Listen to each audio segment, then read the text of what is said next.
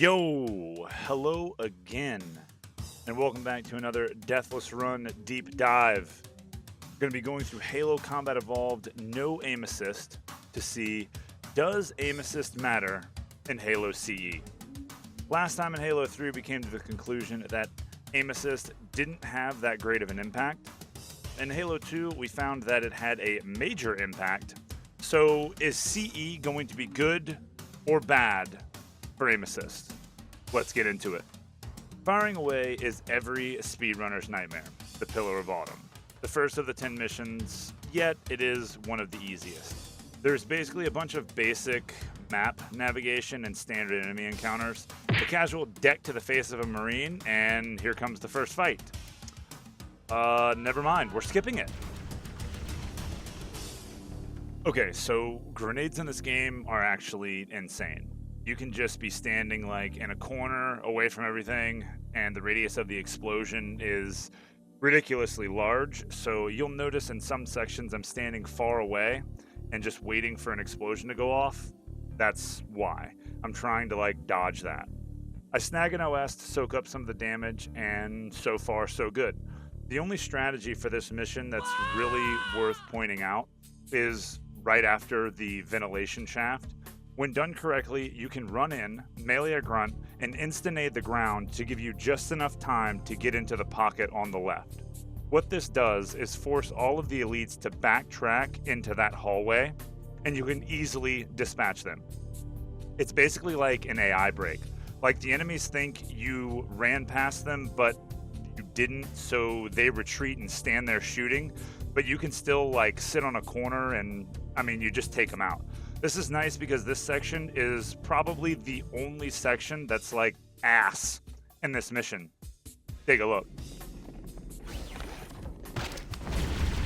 That means a plasma pistol bullet, right? A plasma pistol shot? Did I just throw that at myself? One sec. Okay. That means a plasma pistol shot takes out like 6 layers of health whenever it shoots at an enemy. Very nice shot.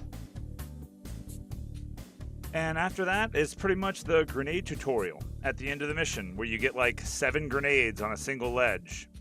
So that pretty much means the enemies at the end are fucked. And that's the first mission in less than 10 minutes. We're off to a good start. Up next, Halo. We do the standard nade jump to skip spawns at the start, and then I just walk past all of the enemies in the tower fight section. Yeah, I could kill them and get the hog, which would be faster, but this section would be the first section where no aim assist would actually probably be really bad.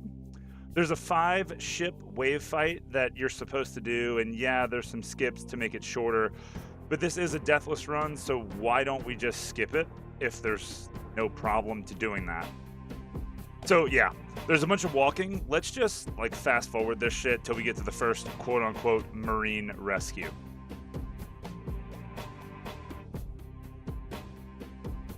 All right, anyone that knows like anything about CE knows we ain't saving these idiots. Before entering the tower, since I'm on foot, I use a lure nade strat to make the enemies turn away. That gives me just enough time to get into the building. I bomb all the Marines out, and that tells the game that I suck and couldn't save them, but instead of reverting me, it just allows me to progress, so we're out of here. Now, we walk more. Take a left into a cave to try to clear out some of the enemies in the final area, but I don't want to engage this area just yet. The reason why is because this is the only area of the map that has 1 dropship reinforcement, and if I move up too far, I activate this area and then I have to fight a bunch of other enemies in another section. The other reason is that I don't want to deal with the banshees that are flying around in the gorge area. So we're going to go in here, kill some guys, and then walk out and go to the cliff section. So we're back to walking. Let's go. All right, the cliff area. It's simple. I wait for the Marines to engage the elites below. That way they're distracted and they don't aggro me when I shoot them. Same thing as before. All the Marines die, game thinks I'm trash, we progress.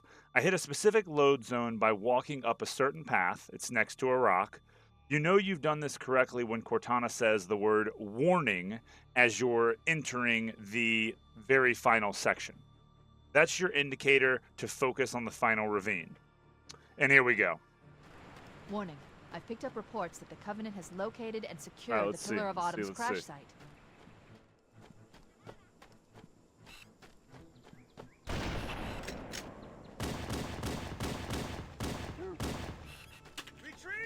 Oh, there's the garage. Is this guy gonna run up here to me?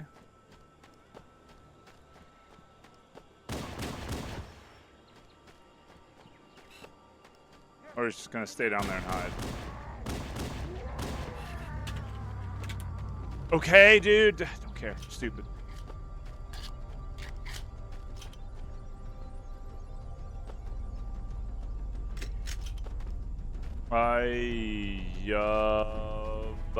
This. Okay. I don't. Oh, I don't have what I need here. I have sniper, but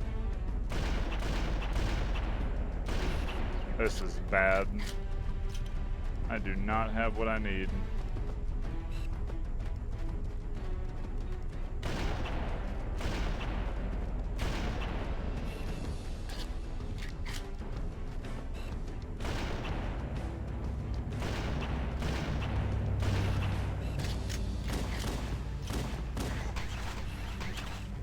Where's this last dino at?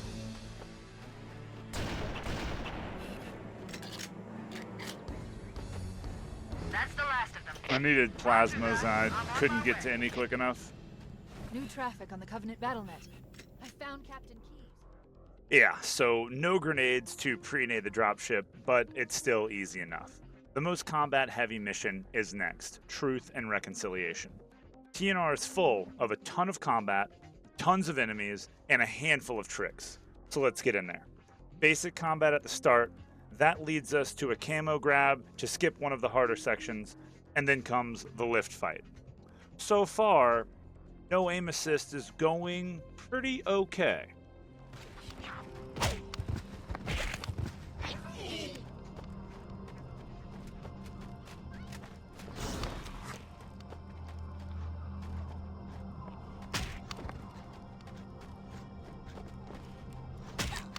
Cortana to Echo 419, requesting reinforcements at our position. Roger, Cortana. Echo 419 on approach. Alert! Covenant dropships are inbound. Covenant Uh-oh, sniper! Hit him, Charlie team! Sir, those freaking guns have us pinned down!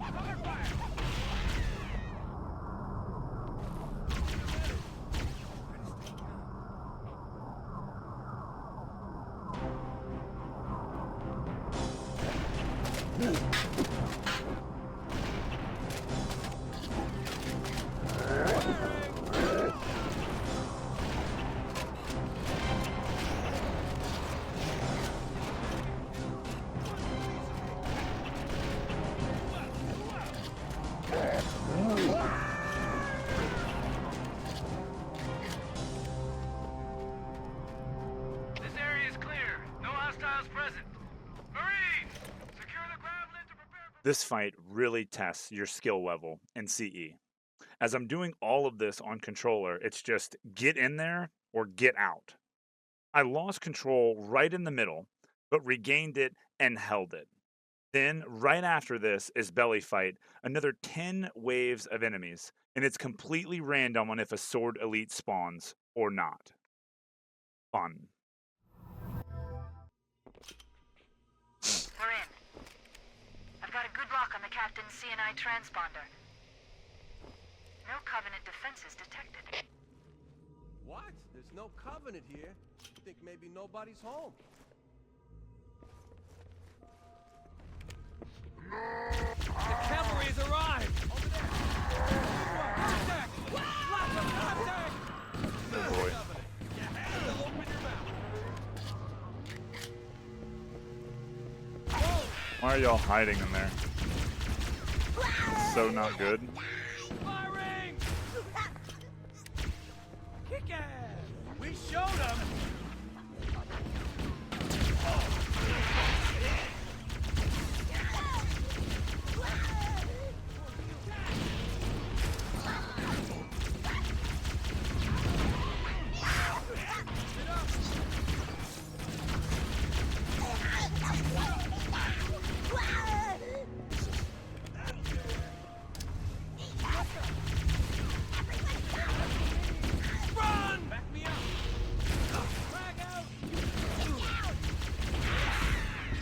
Where the fuck did that nade go?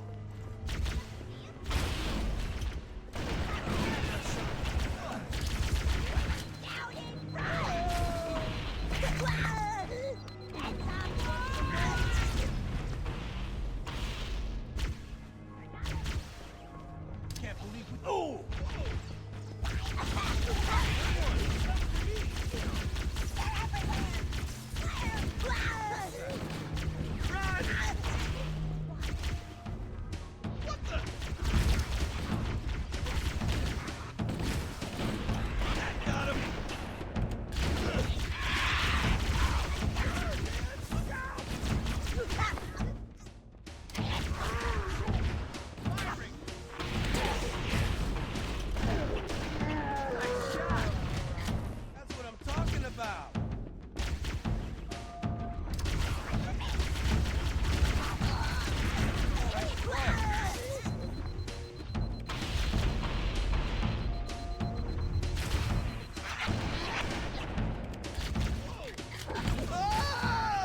That's not good.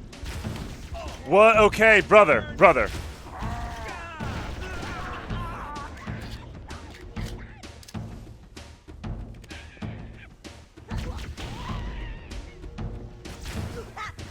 Elite was a strafe god. After those fights are over, I grab a camo and head to the RNG room. This room has a random set of spawns in which you're supposed to fight enemies and force your way further into the ship. But with some AI manipulation, or in this case, a lucky spawn set seed, we just run right through. Now for the biggest skip of the run so far. The triple nade stack into an OS grab to do a level sequence break. Cool thing about CE, when you're recharging your shield after grabbing the OS, you're invulnerable until the OS completely fills all the way up. So yeah, the rest of the mission is kill this, kill that, run away from a grenade, kill this shit, then we free Keys and have to escort him to safety. Perfect. The problem is Keys likes to stand out in the open, and he likes to throw grenades at himself. The best suggestion here is to save the camo that's in the first jail room for the exit. You fight your way back to this room, and then you can use the camo to easily remove all threats with haste. Once back in the control room, this is where the mission sequence break really shines. Because of specific triggers that were skipped doing the nade stack, after Key's dialogue finishes, the mission just ends. We take those. Uh-oh. Uh-oh. This is not good.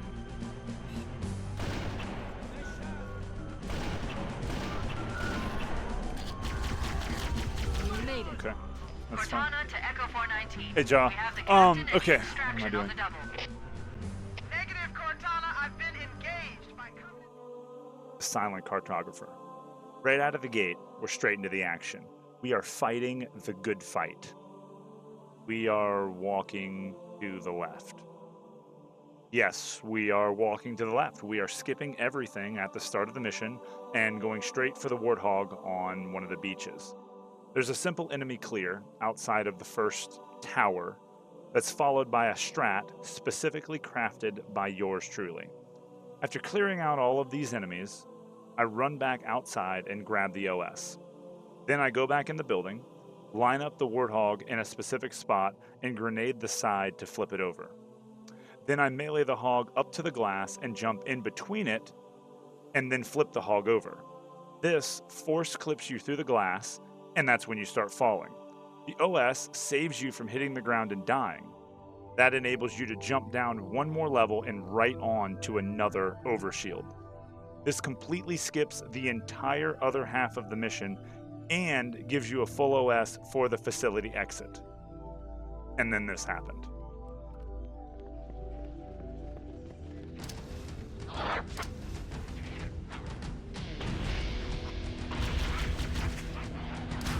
No fucking shot! Shit!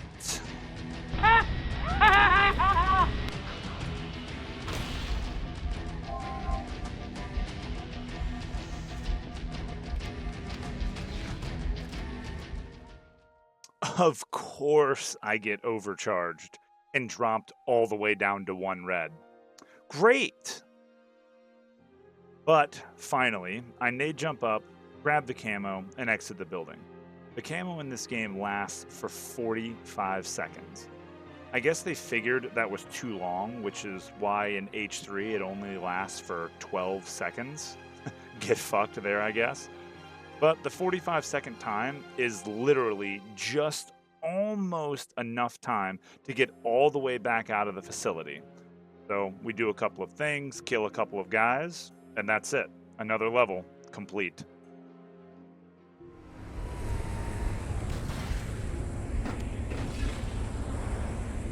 Let's get moving. Let's go assault on the control room. The 5th mission, the halfway point. Is it the halfway point? Maybe it's the halfway point. The 5th mission, assault on the control room, the halfway point. This mission has one of the biggest level breaks in any game that I know of that's Halo related. So which skip do we get in this run? Banshee grab or bridge fall? Let's see. Longer than I anticipated. They seem to have the entire region secured. Interesting. The weather patterns here seem natural, not artificial. I wonder if the ring's environment systems are malfunctioning, or if the designers wanted the installation to have inclement weather. This is Fire Team Zulu requesting immediate assistance from any UNSC forces. Let's go, baby. Copy. Over. I Thank didn't you. think there were any human forces left on this planet. Cortana to Fire Team Zulu. I read you. Easy money on Banshee grab.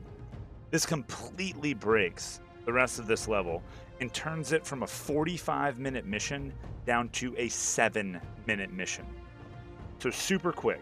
I've explained Banshee grab before, but this is what's happening.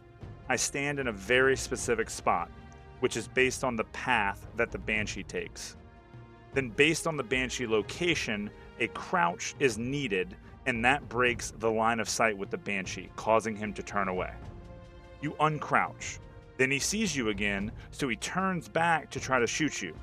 This causes him to path directly into the structure that's coming out of the wall. While he's looping around, you turn around and look at another specific spot on the wall. And once the Banshee gets stuck in the structure, you walk forward. The Banshee will then wiggle and try to adjust to you again, basically to the player's movement. And once you see this wiggle, you hold hard right. This again will force the Banshee to react to you and thus flip the pilot out of the Banshee. Boom. Level complete.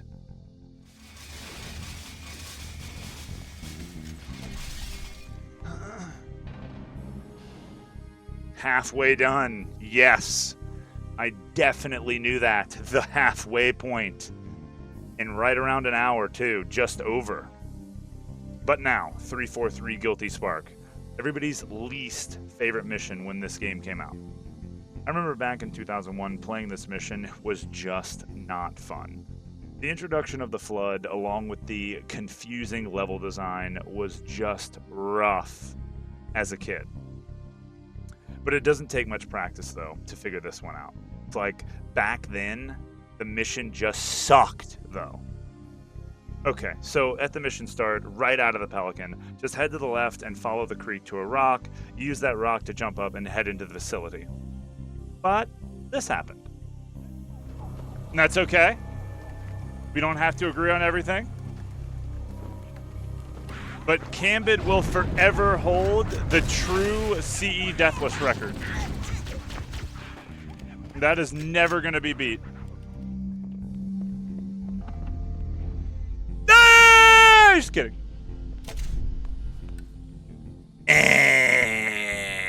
Who jumped? Come on, come on. Post in the comments if I got you. Be honest. Come on. All right, all right. So literally, as soon as we enter the facility, there's a very small amount of combat, and then we're right into reveal skip. This skips the reveal room where the Flood are introduced, along with a lot of combat. There is a small chance of death here, but I have a lineup to make sure that I can get through most of the time. I just can't mess up, but in a Deathless run, you really can't mess up anyway, so I guess there's that. Okay, this trick, it's kind of technical on explanation of what exactly is happening, so if you want to learn more about it, I have a CE glitches video for super in-depth tech on this, but let's just keep moving. I grab the OS for my safety net, and then the very next room I can get a camo. This again gives me free reign of this level, as I can use the camo to get almost all the way to the exit. There's a couple of tough jumps to skip some triggers, but nothing really out of the ordinary. After exiting the facility, we're supposed to enter a type of holdout fight where you last out as long as you can, but the end of the level trigger, it's tied to our allied sentinels dying. So yeah, kill them, and I'm out.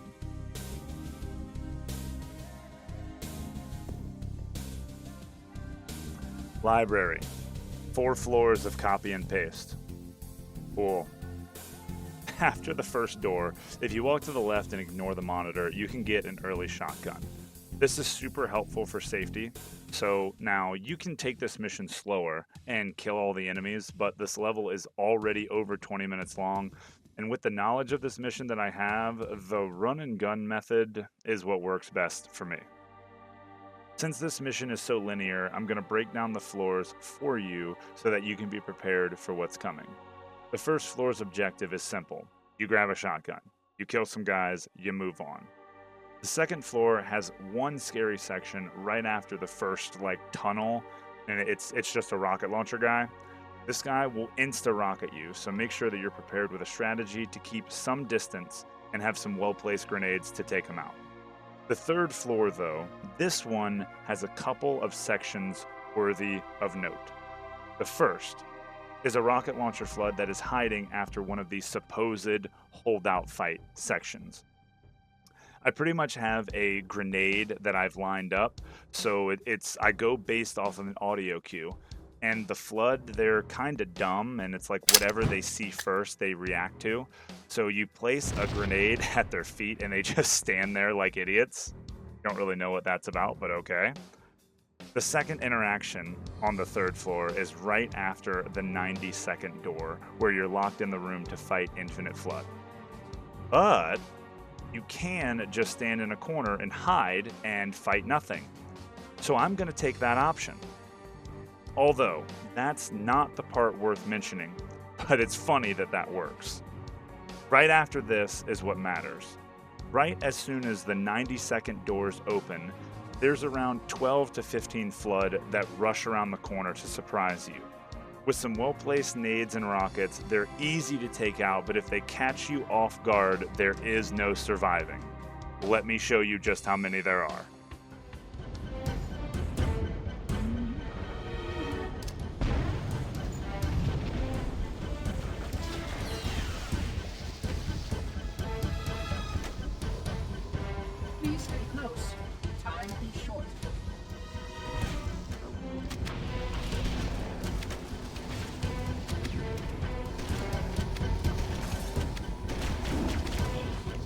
I remember one time, before I started hiding behind that wall right there, I was standing up against that wall, and I got shotgunned across the map from full health to dead in one bullet. It's great, dude. I was on a CE Deathless run on the mission The Library. I get shot with one AR bullet as I am shooting a rocket back at the enemies to take them out. One AR bullet kills me, or hits me, then the rocket explodes, and on the exact same frame that another AR shot appears to hit my character model, and I go from 8 blue bars of health down to nothing. 8 blue bars of health and full shield to dead in less than a second. Now for the final floor. This is just the escape. Use the shotgun, use the rockets, it's simple. Okay, floor done. Just please, 24 minutes of my life, help. The last dumb mission finally done. And now onto the hardest mission, quote unquote, 2 Betrayals. So, this mission used to be hard because of the long level length and enemy encounters. Now this level is hard because there's Bool. If you don't know, this stands for Banshee out of level. I personally think this was a missed opportunity for a trick to be named Boob, Banshee out of bounds, but it's okay, not everyone's perfect.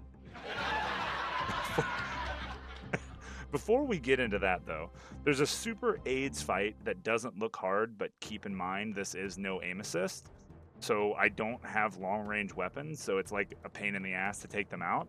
I carefully navigate this encounter at the beginning and get to the next trick, which is I double tap the door button to trick the game into thinking the door is closed, but allowing it to open at the same time.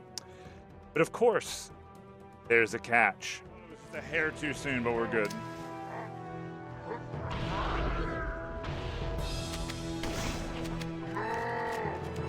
Hell. What is fucking going on?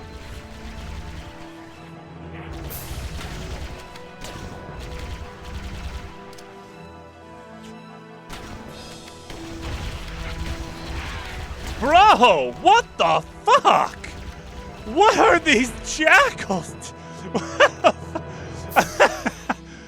Jesus Christ, what is happening? Oh, and then I got the wrong goddamn thing.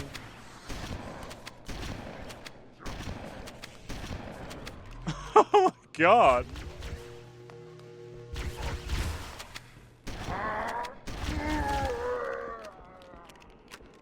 Just okay, dude. Okay. Blow me.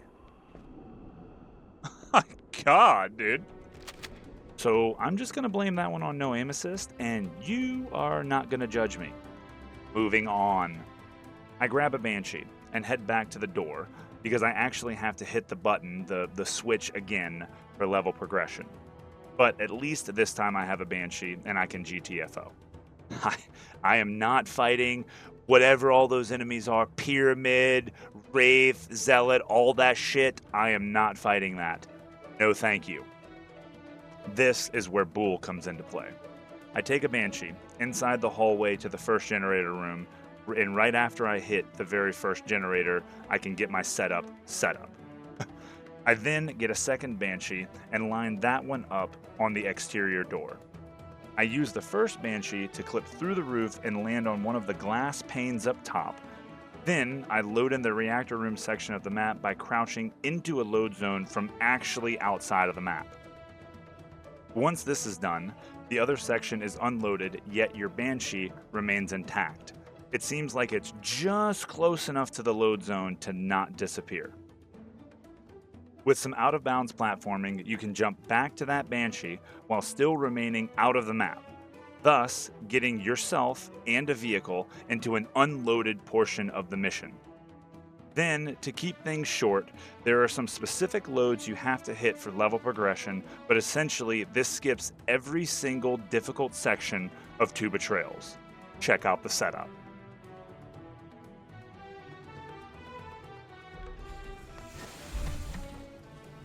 Oh yeah, but are you on controller or mouse and keyboard? I can't remember.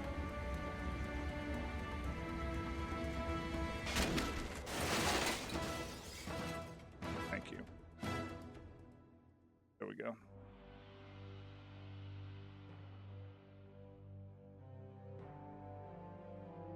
All right, take 2. Action. Beautiful. Thank you. All right, nice. Now, with everything else explained, after doing Bool, we head right into another trick called Broken Door Skip. Based on your inputs, you can get a vehicle through the broken door so that it can be used for the final part of the mission. It's about a 5 out of 10 on the difficulty scale, I guess, somewhere in there. Like, it's not hard once you know it, but learning it is kind of awkward. Anyway, once you're through the door, you're pretty much home free, as the game doesn't plan on you having a vehicle here, so the enemies are easier to manipulate and control. The last thing of note before wrapping this mission up is the final area flying path. I literally learned this one the hard way. Flying away from the enemies is actually not good. The best path to fly to skip as much of this as possible is this. After exiting the underground section, kill the 5 flood on the right as they have to die for level progression. Then fly just high enough to be out of range of incoming fire, but low enough to get out of the area fast. And I mean, that's pretty much it. So I didn't know this at the time. Let me show you what not to do. Just leave me alone, Banshee. Leave me alone, brother.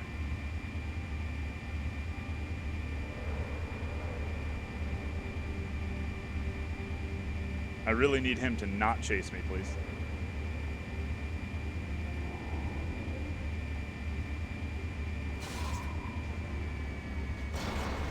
Of course, okay. That's all right. I'll deal with him right here. Actually, I can't do that. Because if I... Oh, I'm dead! Oh!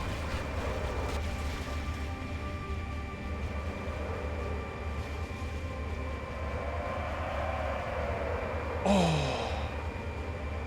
Okay. Bro. Woo!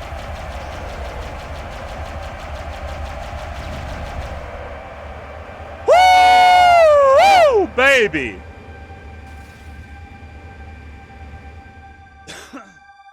I know. Disaster. Just let me show you what you should do now.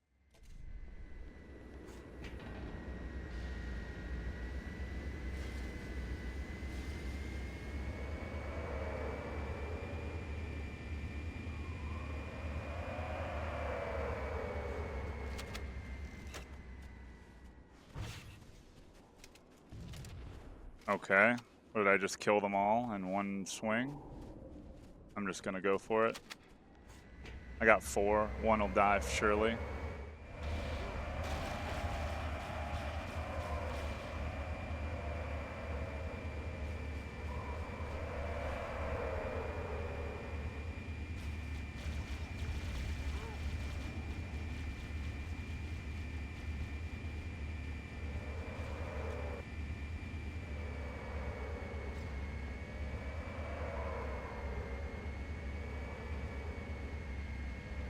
Yeah, I hit that shit. We're good. I just gotta get the hell out of here. How many of you can do Bool? Or how many of you would like to learn? Make sure to let me know. Meanwhile, keys. You're back. But this time, you're dead. Great. This mission is the shortest of the run. And before the mission even starts, there's a skip to set up. Yep, during the cutscene, there's a skip. Based on the frame in which you skip the cutscene, you can guarantee a reviver flood.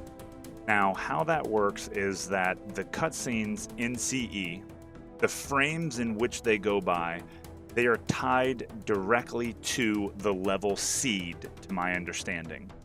Now, the seed, basically what that is it just determines what RNG you're going to get. And now I'm not exactly sure how this works, but I know for sure that you can guarantee the frame that you skip the mission or that you skip the cutscene on, you use that frame and that ties to a seed, and boom, that gives us the reviver flood right at the very beginning of the mission. That's what we need, so we can move on. This reviver flood, it allows for a flood bump through a wall and an entire level break. So we skip the cutscene properly, lure the flood, shoot him a bit, and done. Through a wall and off we go. Once through here, you have to hit a trigger and then you'll see AI that is completely broken. They just stand there, T-pose, duh! Anyway, do make sure to take them out because you can and will die during the Keys unskippable cutscene if you don't take them out. After the cutscene, you can either kill the rest of the enemies that spawn for, because the level, it continues correctly at this point, or you can do this. We need to get back to the Pillar of Honor. Let's go back to the shuttle bay and find a ride.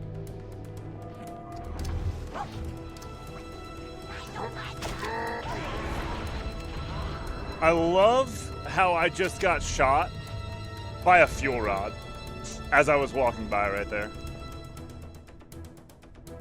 Ah, yes. Distraction grenade at its finest.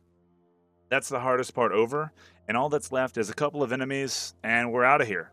The final mission awaits. Mission 10 of 10. The Maw. Finally, the last mission. Just over 2 hours in. This is for sure going to be under 3 hours. Another achievement unlocked. And no aim assist seems to be absolutely awful in the heavy combat sections. But this game has so many tricks that it's also really not as bad. Before we close out on that though, let's finish this run off. After the Sentinel encounter, there's a door bump to get out of the map. All you do is crouch in the corner, and this allows you to skip the first fight, the L-shaped flood-filled hallway. Now, after that, I jump back into the map so that way I can hit a load. If I make a mistake, I don't get soft locked by doing this. Basically, if you don't hit a load zone and you fail the platforming over the cafe, your run is just dead because you skipped an earlier mission progression trigger and you're just stuck in a room with no way back. It's like perpetually locked. After you hit the trigger in the hallway though, there's another door bump, which is the room in the cafe where I was just talking about that you would get soft locked into. Anyway, you stand, it's the same thing. You stand in the corner, you get bumped up top, and then comes the treacherous platforming over the cafe. Let me show you the full out of bounds route to skip all of the enemies, at least in this section.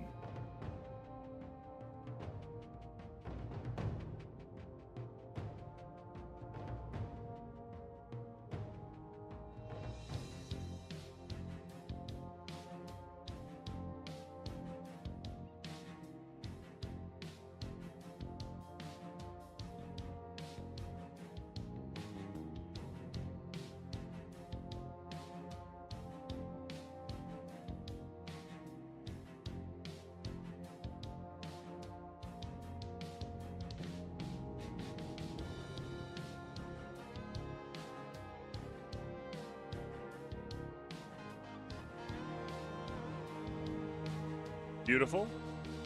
Then my new little path here. Beautiful. Go, baby.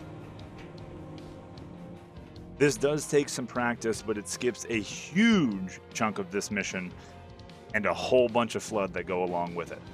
Now, after that's complete and I'm back in the map, I run down the hall straight ahead of me to grab an OS. That way I can head to the armory. Rockets and shoddy for the end, and you already know what to do here. Blow up the reactors and then the hog run. Let the epicness unfold. Utilization of the ship's fusion core. The engines must have sustained more damage than we thought. Analyzing. We have 5 minutes before the fusion drives detonate. We need to evac now. Activating final countdown timer. Oh my god, what is this? will detonate. What memery is Explosion will this? generate a temperature of almost 100 The fuck? million degrees. Don't What is the fucking warthog taking a vacation as I'm trying to drive out the door? What's going on here? Hello? Echo Right? 419. Keep going. Maybe a week and a half, 2 weeks Calculate tops. alternate escape route. I mean, I've done challenges for way, way longer, Shows one you know? launch requirements. I do love the music drop right here, though.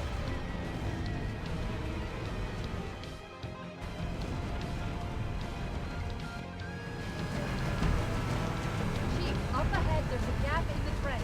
At top speed, we should be able to clear it. Well, I fucked up. I'm dead. It's over. I died. I didn't hold back soon enough. Oh. It's okay. I get a little bit of sympathy from my game crash from yesterday. I get sympathy? No. I get sympathy from the game crash from yesterday. You know what I'm saying? It's okay. I get a sympathy. That's what I'm getting. It's fine, dude. Yo. All intended. All intended. I did that on purpose to build suspense. I definitely didn't fuck that up in any way because I'm not an idiot. Source. Trust me, bro. And that's it. 2 hours and 20 minutes for Halo Combat Evolved. No aim assist Deathless. We did it.